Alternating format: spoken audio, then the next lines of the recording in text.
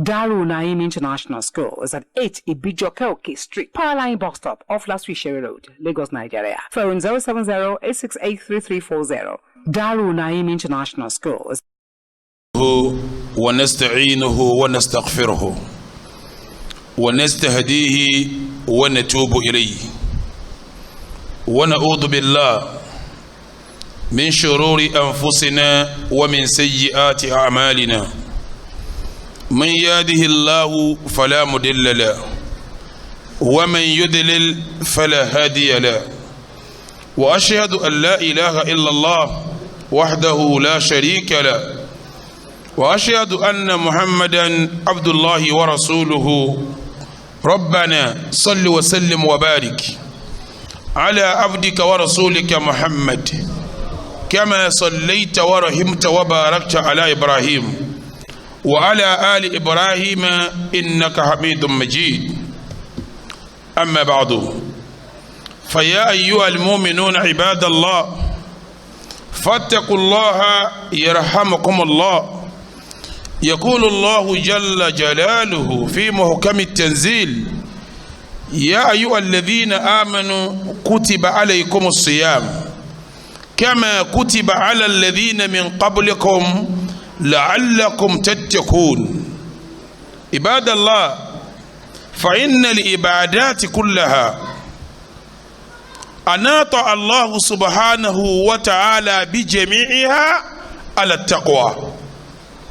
كل العبادات مناطها التقوى فاتقوا الله يرحمكم الله ولتعلموا أن التقوى هي امتثال جميع أوامر الله واجتناب نواهيه والتقوى لا تدخل في شأن إلا شانته لا تدخل في شأن إلا زانته ولا تخرج من شأن إلا شانته أدوك فلون ìkẹ́ Ọlọ́run kó bá Nábì wa Muhammad ajẹ́rìí bí kò sẹ́ni kan tá fún lẹ́sìn tó ju Allah lọ adé ń jẹ́rìí pa Nábì wa Muhammad náà òjíṣẹ́ ọba náà ni ẹrú ẹ̀ ni ìkẹ́ Ọlọ́run kó bá Nábì náà Ibadallah èyí tí ó jẹ́ kọ́kọ́rọ́ ní kútùbà tòní ni pé ẹ jẹ́ á bẹ̀rù Ọlọ́run kí ni ń jẹ́ bẹ̀rù Ọlọ́run gbogbo ntọ́ba mi pápá wá láṣẹ tó ní ká ṣe bó ti ní ká ṣe ntọ́ba kọ̀ fún wa ká jìnà sí ìtẹ̀lófin Ọlọ́run ìjìnà sí ẹ̀kọ́ Ọlọ́run méjèèjì ní papọ̀ jẹ́ ìbẹ̀rù Ọlọ́run dẹ̀ ní gbogbo tí ń bá ń jẹ́sìn pátá Ọlọ́run so má bẹ̀rù ni ẹ jẹ́ ń bá yà ń ta fẹ́ fi ṣe kútùbà wá kẹ́ gbọ́ ọba mi ní yā ayyuhal ladhīna āmanū ẹ̀yin tẹ́ jẹ́ mùmínì kutiba alaykumus siyām àwẹ̀ Ramadan òun ṣe lọ́ranyàn fún yín kama kutiba ala alladhina min qablikum gẹ́gẹ́ bá a ti ṣàwẹ̀ lọ́ranyàn fáwọn tó ṣáájú yín la'allakum tattaqūn torí kẹ́ lè bẹ̀rù Ọlọ́run ẹ̀rí pọ́lọ́run sọ àwẹ̀ pọ̀ mọ́ ìbẹ̀rù Ọlọ́run ló fi jásí pé gbogbo bá dà pátápátá ọba mi máa so mọ́ bẹ̀rù Ọlọ́run ni ikhwatal iman lẹ́yìn jimata nkilo ní ìbọn yà kí méjì sí táfi wọ Ramadan ní àwọn ọ̀sẹ̀ tó kọjá a ti parí àwọn àkámù Shaban gẹ́gẹ́ bá a ti sọ ti Rajabu a ti wà ní àkámù Ramadan khutuba wa lé ní a yanjú àwọn wo ni Ramadan sọ̀rọ̀ yàn lé lórí àwọn wo lọ́rọ̀ àwẹ̀ ọkàn tí wọ́n bá gbà gan ọba mi ò ní fún wọn ládá lórí ẹ̀ wọ́n tún jíyà pẹ́ sí gbà á tààràn yín kéèyàn tó lè gba Ramadan májẹ̀mú méje ó pè sí lára májẹ̀mú méjèèje ibi tí ó bá pè sí wọn nídìí àwẹ̀ níbẹ̀ ọba mi ò béèrè àwẹ̀ ńbẹ̀ májẹ̀mú méjèèje yẹn ìbẹ́nu tí ó jẹ́ ṣurutu sihha tí ó jẹ́ lálàáfíà ìsìn ìbẹ́nu tí ó jẹ́ ṣurutu al-ujub tí ó jọjọ́ náà yẹ fún yàn. ẹ jẹ́ máa yanjú ẹ̀ lọ́kọ̀ọ̀kan torí àsìkò tó ti lọ. Ibadallah, àkọ́kọ́ májẹ̀mú bọ́lọ́wọ́n ọba mi bá sọ pé yá ayyuhal ladhina amanu mo pè yín tẹ́ ẹ jẹ́ mùmínì kutiba alaykumus siyam mo ní kẹ́ ẹ gbààwẹ̀ kama kutiba alal ladhina min qablikum gẹ́gẹ́ bí mo ti ṣààwẹ̀ òun lọ́rọ̀ àyàn fáwọn akatọ́ ṣáájú yín bọ́lọ́wọ́n bá sọ bẹ́ẹ̀ èèyàn tí májẹ̀mú méje tí mo fẹ́ kà yí bá pé sí la òun lọ́lọ́run bá wí o. àkọ́kọ́ ń bẹ al-Islam, béèyàn bá jẹ́ mùsùlùmí kò gbọ́dọ̀ gbààwẹ̀ o, torí láwùjọ tá a wà yìí èyàn máa rí àwọn kan tó wọ́n ní mùsùlùmí ń dáàdì mi, mùsùlùmí mọ́mì mi, èmi kàn di kírísítẹ́nì ni, èmi náà máa ń gba Ramadan dì sí. ẹ bá ń sọ fún pé ń fẹ́ bí panu lásán ni ọba mi ò ní sálẹ̀ sán lẹ́yìn rẹ̀. ẹnìkan ọ̀ràn láwẹ̀ gbà torí kìí ṣe mùsùlùmí, ẹni tí ó bá ti ṣe ìsìláàmù yẹn ẹ bá ń sọ fún pé kọ́mọ wulẹ̀ débi àwẹ̀ Ramadan. naam, lábẹ́ bẹ́ẹ̀ ìbéèrè ó jẹyọ, ìbéèrè wo ló fẹ́ jẹyọ? kò wá ṣe islam tẹ́tẹ́lẹ̀, kò ṣe islam tẹ́tẹ́lẹ̀ rí, ó wá padà mọ̀nà ìdáyà dé lọ́ba gba islam. sáàmù bí pé njọ́ tó ti bàlágà ọ̀dọ́mọdún mélòó lónìí, ó lóun dọ́mọ 40 years, òun ti bàlágà látọmọ 20 years àbí 18 years àbí 15 years. àwọn àwẹ̀ tó ń wọ̀ gbà ṣáájú yìí ń kọ́ á sọ fún pé fàlẹ́ islam yẹ jubbo ma qablahu, gbogbo àwẹ̀ tó bá gbà before yìí èyí tó dé bá tó gbà islam nù èyí nìkan lọ́lọ́ ń bí ọ, ọlọ́run ò bí ọ láwọn tọ̀hún mọ́. ikhwatal iman, ẹlòmíì amú Ramadan di mẹ́wàá labaka yìí látàjọ kan lọ́ba ló ń gba islam. sẹ́ẹ̀mà pé ọ̀kọ̀ọ̀kànlá là ń gbà lọ́wọ́ mẹ́wàá ṣe kínní ó ti kọjá, ó tún wá gba islam, ó tún wá gbà lẹ́yìn àyílà. mẹ́wàá tó kọjá yẹn ṣé yọ gbà bí ò ní gbà? ẹ bá ń sọ fún pé al-islam yajubu ma qablahu, mẹ́wàá yẹn ọlọ́mbùn. a máa dìbè tẹ́lẹ̀ ọ̀kọ̀ọ̀kànlá tó gba islam ní àyílà ìjọ yẹn, yọ gbà ní àbí ò ní gbà? fafiya khilafun indal ulama, àwọn afáàṣe yàpẹ̀nu lórí ọlọ́rọ̀ báwọn. ṣe rí afáwa àgbà Sheikh Ahmad ibn Hanbal àti àwọn tó wà ní Hanabila àti àwọn kan náà àwọn Hanafiya àti àwọn kan náà àwọn Shafi'iya, wọ́n gbà pé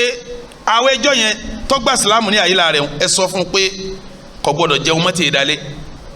kò láníyàn àwẹ̀ àmọ́ yóò fún àwẹ̀ ní ọ̀wọ̀. Sheikh Islam Ibn Taymiyyah àti Uthaymin àwọn ní rárá ẹ sọ fún kó máa jẹun rẹ̀ lọ, tó ní kò nípìlẹ̀ àwẹ̀ kò sì lè ní parí ẹ̀. àwẹ̀ ìdọ̀rùn ńgbà tí àwẹ̀ jọ́nà yàn lẹ́yìn magribi ká tó jẹun àṣùbà ṣe é mà pa àwẹ̀ bẹ̀rẹ̀ min tulu il-fajiri ni àwẹ̀ ń ọ̀sọ̀ràn yẹn fún níbẹ̀rẹ̀ rẹ̀. kèfèrí ní ń jẹ́bọ̀ tó àtàbí káyìí làtàn ìjọ òun gan ìjọ kèfèrí ní fún ọkàn wẹ̀ ni alásàrì nìkan tó bá ní islam àti magribi òun ṣáàyè ní òkè kọ̀ láwẹ̀ tí ó gbà. òun sì ni ọ̀rọ̀ tó ní àlàáfíà jù ńlọrọ̀ tó àlàáfíà jù. Málìkì Ṣáfì àti rìwáyà kan lọ́dọ̀ Ahmad ibn Hanbali àwọn ní kọ́sàtì ẹ̀mẹ́nu lọ́wọ́ kọ́dà bí òní gba ọ̀dà. eléyìí ti ṣe islam rí ìdájọ́ mi tọ́nà, eléyìí ṣe islam rí lọ́ba díjọ́ kan lọ́ba di kèfèrí padà lọ́ba yá lọ́ba tún wẹ̀ níjọ́ tó dọ̀mọ́ 38 years ó lóun ò ṣe islam mọ́ o, àwẹ̀ tó dọ̀mọ́ 38 years ń kọ́ bá wa gbà á. lọ́ba dọ̀mọ́ 40 years lọ́ba ní òun ti ronú, òun gbọ́dọ̀ wọ́n padà sínú islam ni. ẹ dákun ọdún méjì tí ó gbà tẹ́tẹ́lẹ̀ lẹ́yìn ìgbà tó ti máa pọ́nrán yẹn ní kinní yìí títí ń gbà bọ̀ tó fi dọ̀mọ́ 38 years sẹ́wọ̀n pé àtúntò títí ń bá kèfèrí bọ̀ látilẹ̀ òun ti mọ̀ túmọ̀ kí ni ń jáwẹ̀ nínú kọ́wá gba mọ́ ṣe rí dà ó gbẹ́sẹ̀ sẹ́yìn pé wọn ò jẹ́ mùsùlùmí mọ́ lọ́ba ṣe kèfèrí láàrin ọdún méjì nígbà tí ọdún kẹta lọ́ba padà sínú islam àwẹ̀ ọdún méjì yẹn yóò gbà ní àbí òní gbà ṣe rí islam bí yẹn bá ti lọ́wọ́ jẹ́ mùsùlùmí mọ́ islam ò béèrè nǹkan lọ́wọ́ rẹ̀ ẹ sọ fún kò ní gbọdún méjì o torí kò jẹ́ mùsùlùmí lásìkò tí àwẹ̀ yẹn wà láyé. mọ́délé yìí nìdúró islam nù pẹ̀lú ìdájọ́ tó súnmọ́ fẹ́ tó fẹ́ gbàwẹ̀ ẹni tí ó gbàwẹ̀ lẹ́ẹ̀kejì kẹ́ ẹ gbọ́ mi dáadáa òun ni kó jẹ́ ntọ́ bàlágà gbogbo ẹni tí ó bá bàlágà Ramadan ọ̀sọ̀rọ̀ yẹn fún ó jẹ́ mùsùlùmí àkọ́kọ́ ẹlẹ́ẹ̀kejì ó bàlágà tẹ́ bá lọ wọnú hadith tí ń bẹnu Sunanu Nasa'i Abu Dawud náà gbà wá bàbá wa àlùbálẹ̀ láàfíà anabi wa Muhammad ó ní rufi al-qalamu an thalathatin èèyàn mẹ́ta kan bẹ́ẹ̀ wọ́n gbé kálámù dúró fún wọn bó ti sẹ́ẹ̀rì wọn ò ní kọ́ bó ti sẹ́ẹ̀bí wọn ò ní kọ́ ani nahimi ata yastayqidha ẹni tó sùn tí èjì wọn ní kọ́ ntọ́ba sí wa ani sabiyyi ata yabluga ọmọ èké tí ìbàlágà wọn ní kọ́ ntọ́ba sí wa ani al-majnuni ata yafiqa aw ata yaqila àti wèrè títí tí làákà yìí ó fi sọjí padà ọmọ èké wọn gbé kálámù dúró fún wọn ò ní kọ́ gbogbo ntọ́ba sí títí tí ó fi bàlágà ọ̀dà Abdallah ọmọ Umaru ọmọ èké lọ́wọ́ kọ̀ bàlágà ńjọ́ náà wọ́n ní wọ́n fẹ́ kírun wọ́n wá níta lọ́mọ Al-Qur'ani kájú wọ́n lábìlẹ̀ ọmọ Umaru ni anabi ní kó bọ́ síwájú kó kírun fún mùsùlùmí náà ṣebí wọ́n ní kó bàlágà anabi yẹn àṣebọ́ Al-Qur'ani ká gbogbo ẹni tó bàlágà sì tò ní ẹ̀yìn rẹ̀ irú wọn là ń pè ní as-sabiyyul mumayyiz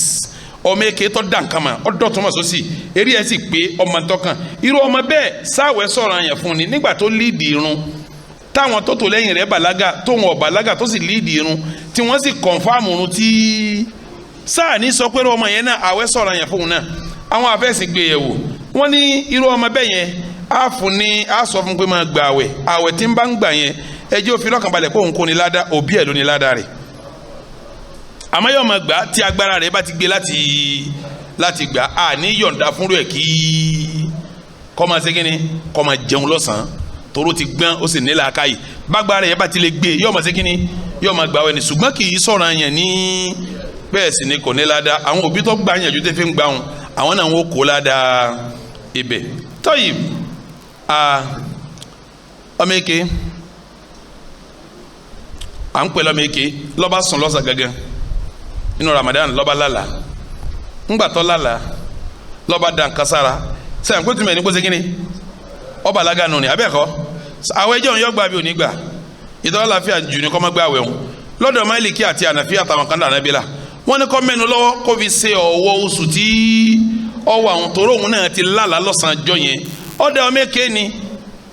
èké ni nínú Ramadan lọ́ba bàlágà Ramadan di ntí lọ́ba bàlágà àwẹ̀ tá a ti gbà ntí tá a gbà ṣáájú tó kù 12 àbí 11 tá a gbà ṣé yóò san ni àbí òní san á sọ fún pé tí bàlágà níjọ́ tá a ń gba ntí àwẹ̀ tí jẹ́ ọ̀ràn yẹn fọ 12 tó kù níjọ́ náà yẹn ní orí rẹ̀ 12 àwọn lọ́ba wa ṣe kínní òun lọ́ba wa gbà ọmọ èké kò tí bàlágà àwa ní kọ́ máa gbà àwẹ̀ lọ sẹ́mi pàgbàlagbà tí máa ń gbà àwẹ̀ lọ tí nǹkan bá kọlu nínú àwẹ̀ á sọ fún pé kó sínú tọ́ba wá sínú tán yóò san ẹyọ kan padà yóò ṣe kọ̀dọ̀ wò yìí tí ọjà ń padà ẹyọ kan náà ni yóò ṣe fi san èyí san àwẹ̀ 61 àfi kó ipò bóbìnrin sùn bẹ́ẹ̀ ọba ti lè sún bóbìnrin àwẹ̀ kò sí ní tó ní ọ̀sán 60 tí ọwọ́ àfi kan tó jẹun lé gbogbo ọ̀nà tó lè wò kó gbàdánù àwẹ̀ ọ̀kan náà ni ọ̀sán padà ọmọ èké tóun náà ti wá di sabiyyul mumayyiz tó dàn kama tá a ní kọ́ gbà àwẹ̀ yìí ìwọ̀n gbà Ramadan náà tiẹ̀ lọ àgbàlagbà tó bá gé àwẹ̀ lọ́nà àní kó san padà ọmọ èké tó bá gé àwẹ̀ tiẹ̀ láàrin ọ̀nà ọ̀rẹ́ yìí nínú erí ń fọ lọ́ba gé àwẹ̀ rẹ̀ irú ọmọ yẹn ṣé àní kó san tiẹ̀ náà padà ní ẹ sọ pé kò ní san torí sábà pé tẹ́ẹ̀tẹ́lẹ̀ rí àwẹ̀ ọ̀jẹ́ ọ̀ràn yàn lé lórí náà mọ́dá yóò náà dó wala tamutunna illa wa antum muslimun ya ayyuhal ladhina amanu ittaqullaha wa qulu qawlan sadida yuslih lakum a'malakum wa yaghfir lakum dhunubakum wa man yuti illaha wa rasulahu faqad faza fawzan adhima adugba falon atoro kelon fa nabi wa Muhammad iki Ọlọ́run àti gero ja toro fa nabi Ọlọ́run jẹ́ bara le àtàwọn sahaba rẹ̀ ọba mi ni ya ayyuhal ladhina amanu ente jẹ́ mu'mini ittaqullaha bẹ̀rù Ọlọ́run wa qulu qawlan sadida ọ̀rọ̀ tó dáa ni ẹ máa sọ jáde lẹ́nu yuslih lakum a'malakum ọ̀rọ̀ tó dáa ó tún ṣe yín ṣe wa yaghfir lakum dhunubakum ọba mi ó sì fèrè ẹ̀ṣẹ̀ yín jìn yín wa man yuti illaha wa rasulahu faqad faza fawzan adhima pé bá tẹ̀lé Ọlọ́run àtòjíṣẹ́ rẹ̀ ẹ jèrè tó pọ̀ ní khutuba mi ẹlẹ́ẹ̀kejì ọ̀rọ̀ méjì péré náà mo fẹ́ sọ ọba àlekèlá ní la yanhakumullah anil ladhina lam yuqatilukum fid din wa lam yukhrijukum min diyarikum an tabarruhum wa tuqsitu ilayhim inna Allaha yuhibbul muqsitin ọba mi ní la yanhakumullah òun Ọlọ́run ọkọ̀ fún yín anil ladhina lam yuqatilukum fid din fáwọn tí wọn bá yín jáde ẹ̀sìn yín walam yukhrijukum min diyarikum tí wọn ò sì lé yín jáde nínú ilé yín an tabarruhum ẹ ṣe dáadáa sí wọn ṣe dáadáa pẹ̀lú wọn wa tuqsitu ilayhim ẹ ṣe déédéé pẹ̀lú wọn inna Allaha yuhibbul muqsitin Ọlọ́run fẹ́ràn déédéé kò dáa rárá kò dáa kò bá làákàyè mu mùsùlùmí ni wá àyà yìí ń bẹ nínú tírà wa a sì ń kà a sì ń tàn ká àwọn nasara Najran wọn wá bá nabi wa Muhammad wọn ni ya Rasulallah nasara la wa Najran láti wá a fẹ́ kí wọn máa gba jizya lọ́wọ́ wa anabi ni wọn ní gbà lọ́wọ́ yín wọn ní kọ̀wé fún wa anabi kọ̀wé fún wa ẹ máa ṣe nasara yín lọ wọn à sì gbọ́dọ̀ gba jizya lọ́wọ́ yín wọn gbé yẹn lọ bí wọn bá ti ń gba jizya káàkiri tí wọn bá dé lu wọn ni Rasulullah kọ̀wé fún wa pé ẹ má gba jizya lọ́wọ́ wa wọn fi wọn lẹ̀ láyé Abakar nìkan gba jizya wọn láyé Umar wọn gba jizya wọn láyé Usman wọn gba jizya wọn Nàìjíríà lónìí ìlú Islam ni tí wọn ò lè pìtàn kírísítẹ́nì níbẹ̀ rí láéláé ṣé bí wọ́n ṣe pẹ̀lẹ́pẹ̀lẹ́ pẹ̀lú wọn náà ni àwọn méjì kan sì wà kírísítẹ́nì ni wọ́n ní ya Rasulallah ebi ń pa wá fẹ́ máa gbanú owó mùsùlùmí àwọn ẹ̀sẹ̀ mùsùlùmí àṣìṣe Islam o anabi ni ẹ máa fún wọn wọ́n ní ya Rasulallah o lè lọ́tàn ká má rọwọ́ yìí mọ́ o anabi ni ẹ kọ̀wé ká máa fi gbà sá anabi tó dáa tó bá wọn ní chọ́ọ̀chì wa jó ní Faransa chọ́ọ̀chì kan ní Faransa ó jó chọ́ọ̀chì yẹn ti lò 100 ọdún mẹ́jọ nínú àwọn chọ́ọ̀chì láéláé tí wọ́n ti kọ́ ti pẹ́ ni ó wá jó ní Faransa ní France ló ti jó níjọ́ Monday tó lọ yìí àwọn kan wá bọ́ sẹ́ni Facebook wọ́n wá ń fi àwọn Christianity ṣe yẹ̀yẹ́ pọ́lọ̀ mú wọn ṣọ́ọ̀ṣì wọn jó ìwà burúkú ìwà tí wọ́n wù kì í ṣe wa mùsùlùmí táburú bá séèyàn á kì pẹ̀lẹ́ ní Islam ni àwọn ará France yẹn máa ń tipa àwọn kan kírun bẹ́ẹ̀ tí wọn ò ní wọn má kírun mọ́ àwọn mọ́sálásí wà ń bẹ̀ tí wọn ò kóná sí kí wọ́n wò pé ilẹ̀ yín ò dé yẹn má kírun lẹ̀ yìí wọn ò ṣe bẹ́ẹ̀ fún wa ní France o pọ́fẹ́tọ́ jásí pé àwọn France náà níbi wọn kù sí níbi ọ̀rọ̀ hijab àti ibi ọ̀rọ̀ niqab ni wọ́n ń debate lọ́dọ̀ wọn àmọ́ wọn ò ní á má kírun wọn ò ní á má gbàwẹ̀ àwọn èèyàn ti France wá sí umura wọn ti France lọ sáájì àìmọye ọmọ yàrá mùsùlùmí tó wà ń bẹ àìmọye tó wà ń bẹ kí sọ́ọ̀sì wọn ó jó kẹ́ máa wá fi wọ́n sí ẹ̀yẹ́ sì kan rí ni ìwà burúkú gbà ni gbogbo ẹni tí ń sunkún bí abẹ́lẹ́ ọ̀nkọ́lọ́mbà wa rẹ̀ lẹ́kún òfò tó ṣe wọn abẹ́lẹ́ ọ̀nkọ́lọ́mbà wa di padà fún wọn gbogbo ayé ti dáwọ́ jọ fún wọn o millions of euro wọ́n ti wọ billion gan Saudi Arabia gan tí ì bá ṣe mistake 500,000 half a billion euro ló fún wọn gbogbo ayé ti ń fún wọn lówó káàkiri àmọ́ ká máa fi wọ́n ṣe ẹ̀yẹ kò sínú ẹ̀sìn wa torí wọ́n ṣe dáadáa pẹ̀lú wa àwa náà gbọ́dọ̀ ṣe dáadáa pẹ̀lú wọn ẹ̀sìn méje ó jẹ́ tuntun ọjẹ́lẹ̀ ọlọ́run ojú ò nítumọ̀ mọ́sálásí ànábì ti jórí mọ́sálásí ànábì jórí ó jó Mẹdínà gbogbo mímbàrí tẹ̀ ń wo mọ́sálásí Mẹdínà ń ta ànábì kọ́ wọ̀nyí tí wọ́n ṣe síbẹ̀ nù ìgbà tí wọ́n ṣe ìjírá tó di ọdún 654 lẹ́yìn ìjírá 100 ọdún mẹ́fà àti ọdún 50 àti mẹ́fà dín ní 60 tànábì ṣe ìjírá àwẹ̀ ọdún yẹn tí wọ́n gbà wọ́n kí tàràwí ìtànlálẹ́ ní mọ́sálásí Mẹdínà mọ́sálásí ànábì ìjọ yẹn lọ́hùn àwọn náà yìí wọ̀nyí èdè fìtílà ni wọ́n ń tàn sí gbogbo mọ́sálásí ẹni tí ma wá pa gbogbo fìtílà mọ́sálásí ànábì ní mọ́sálásí Mẹdínà tí ma pa fìtílà bẹ̀ ó ti wá kásámútọ́ fẹ́ yìí tí ó sùn ìrìnrètí káwọn èèyàn parí náfìlà nǹkan kí wọ́n jáde kó wọn wá pa fìtílà kó wọn tó máa lọ sí ilé àwọn èèyàn wá jáde tán wá jí pé tó àwọn ti fẹ́ máa lọ lọ́ba dìde bóyá oorun ọ̀tán lára rẹ̀ lọ́ba pa àwọn fìtílà kan kọ̀ọ̀rán ti pa ẹyọ kan ìkan tí ọ̀rán ti pa àwọn ojú ogun mọ́sálásí ànábì àkọ́kọ́ mọ́sálásí ànábì ojú nù ni ọdún yẹn ni mímbàrí ànábì gẹ́gẹ́ tó ṣe jóná mọ́bẹ̀ ọdún yẹn lẹ́kùn tá ànábì fọwọ́ ara ẹ̀ ṣe sí mọ́sálásí wọ́n ń da sí tó fi dọ́gọ́rùn mẹ́fà ọdún pé ànábì ló ṣe ẹ má jẹ́ ó bàjẹ́ ànábì ló ṣe ẹ má jẹ́ ó bàjẹ́ ọdún yẹn ló jó Abubakar nílẹ̀kùn tó ṣe Umaru nílẹ̀kùn tó ṣe gbogbo táwọn sàábẹ̀ fọwọ́ ṣe síbẹ̀ ọdún yẹn lọ parẹ́ jíjó náà ń débi pé gbogbo mọ́sálásí ànábì ìpẹ́rọ́ bubẹ̀ ni Nasrul Abasi ibìkan jẹ́lẹ̀ ọlọ́run ó jókòó jẹ́ tuntun mọ́sálásí ànábì náà Mẹ́dínà ti jórí kí sọ́ọ̀sì ọwọ́ àjọkẹ́ máa fi wọ́n sẹ̀sìn bí ìgbà tẹ̀ nílá ka yìí ni la yanhakumullah anil ladina lam yuqatilukum fid-din wa lam yukhrijukum min diyarikum an tabarruhum wa tuqsitu ilayhim inna Allaha yuhibbul muqsitin. òní yìí Daaru Naim gba àwọn àlejò àwọn ọ̀dọ́ tí wọ́n wá sí kámpù ń bí báyìí wọ́n ti débi látàná wọn lọ níjọ́ Sunday àbí Monday. ẹjẹ́ abayín sọ gbólóhùn méjì ẹ̀yin ọ̀dọ́ Islam mo fẹ́ kẹ́ ẹ mọ̀ pé ìnáró Islam ọwọ́ yín ló wà. Ọlọ́run yẹn gbéjọ ọ̀kan dìde àfi pẹ̀lú ìnáró ọ̀dọ́. Ọlọ́run yẹn yẹ̀yẹ́ Ọlọ́run yẹn fàjọ ọ̀kan wálé àfi kí ọ̀dọ́ bí ó wíìkì. ṣé ẹ rí ọ̀dọ́ lèyàn fi ṣiṣẹ́ o. nígbà Ọlọ́run fẹ́ ròyìn àwọn Ashabul Kahfi ó ní innahum fityatun amanu bi rabbihim ọ̀dọ́ ni wọ́n ní mání. Ànábì wa Muhammad nígbà tí ó máa sọ̀rọ̀ àwọn tí ó wà lìjẹ́nà lábẹ́ bògì ó ní wa shabun nasha'a fi ibadatillah ọ̀dọ́ tó wọ́n fọ̀dọ́ sí tọ́lọ́hún. ẹ̀yin ọ̀dọ́ ẹ gbọ́ mi dáadáa tó bá dijọ́ alikiyama la tazalu qadama abudin hatta yus'ala an khamsa ọmọ èèyàn báyìí wọn ò ní sọ pé bọ́sálì jẹ́nà wọn ò sì sọ pé lọ́nà wọn kọ́kọ́ béèrè nǹkan márùn lọ́wọ́ ẹ̀ nígbà tá Ànábì nǹkan márùn ó ní wa an shababihi fima afnahu kí ló fọ̀dọ́ sí